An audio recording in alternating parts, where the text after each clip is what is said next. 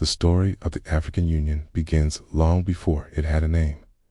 It begins in a time when much of Africa was not free. In the early 20th century, nearly the entire African continent was carved up and ruled by European colonial powers. Borders were drawn without regard for cultures, languages, or histories. African voices were excluded from decisions about African land, African labor, and African futures. Yet, across the continent, resistance never disappeared. It grew quietly in villages, loudly in cities, and powerfully in the minds of leaders who believed Africa's destiny must belong to Africans. By the end of World War II, the world was changing. Colonial empires were weakening. Ideas of self-determination were spreading.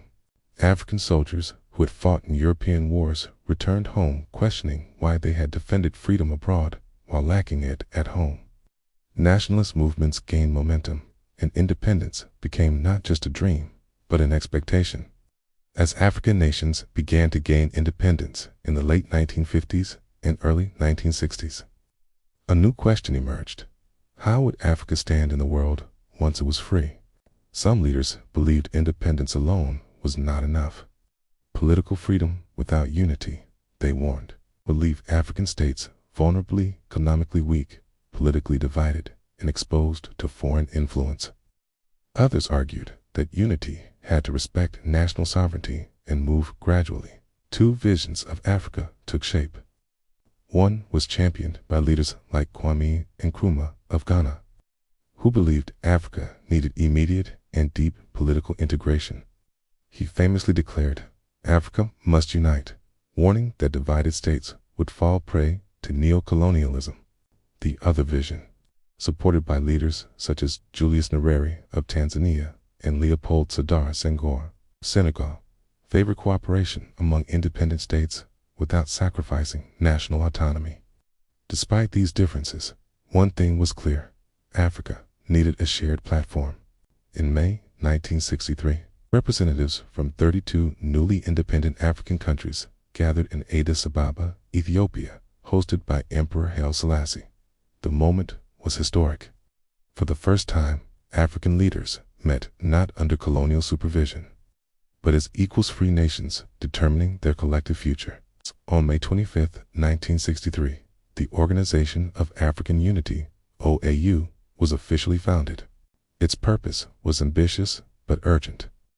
The OAU was created to promote unity and solidarity among African states, defend sovereignty, eradicate all forms of colonialism, and coordinate cooperation in economic, social, and cultural development. At its core, the OAU was a liberation project. Its immediate mission was clear: free the rest of Africa from colonial rule and apartheid. And in that mission, the OAU played a critical role. It supported liberation movements in Angola, Mozambique, Namibia, South Africa, and Zimbabwe.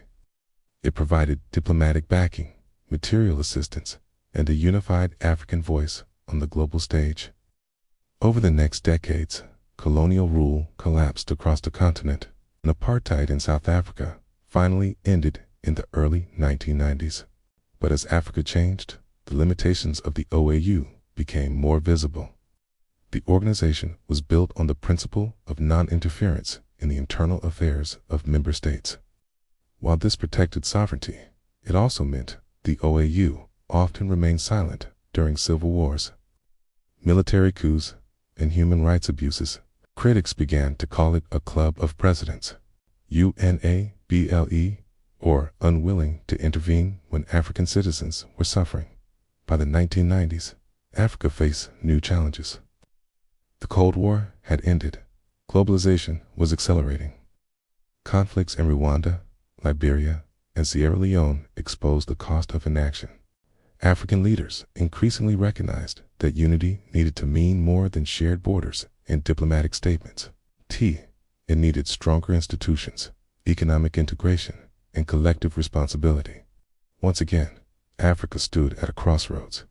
In 1999, leaders met in Sirte, Libya, where they issued the Sirte Declaration, calling for the creation of a new organization, one that would move beyond liberation and toward development, peace, and global influence.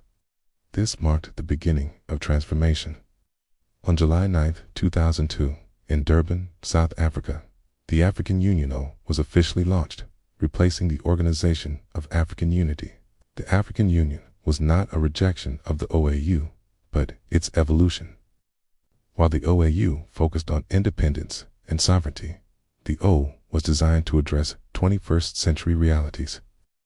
Its mission expanded to include promoting democratic governance, protecting human rights, fostering economic integration, and enabling African-led solutions to African problems. Unlike its predecessor, the O gave itself the right to intervene in member states in cases of genocide, war crimes, crimes against humanity. Profound shift from non-interference. New institutions were created. The Peace and Security Council to manage conflicts. The African Court on Human and People's Rights to uphold justice. The Pan-African Parliament to amplify African voices. And initiatives like Agenda 2063, a long-term vision for a prosperous, integrated, and peaceful Africa. The African Union was founded because Africa had learned a hard truth. Freedom without unity is fragile. Sovereignty without cooperation is vulnerable. And development without shared purpose is unsustainable. Today, the African Union represents 55 member states, making it one of the largest regional organizations in the world. It speaks for Africa in global forums, coordinates responses to crises, and continues the long, unfinished work of continental unity. The journey from the OAU to the O tells a powerful story. It is the story of a continent moving from survival to self-determination, from liberation to leadership. A story shaped by struggle, debate, and bold imagination. And, like Africa itself, it is still being written.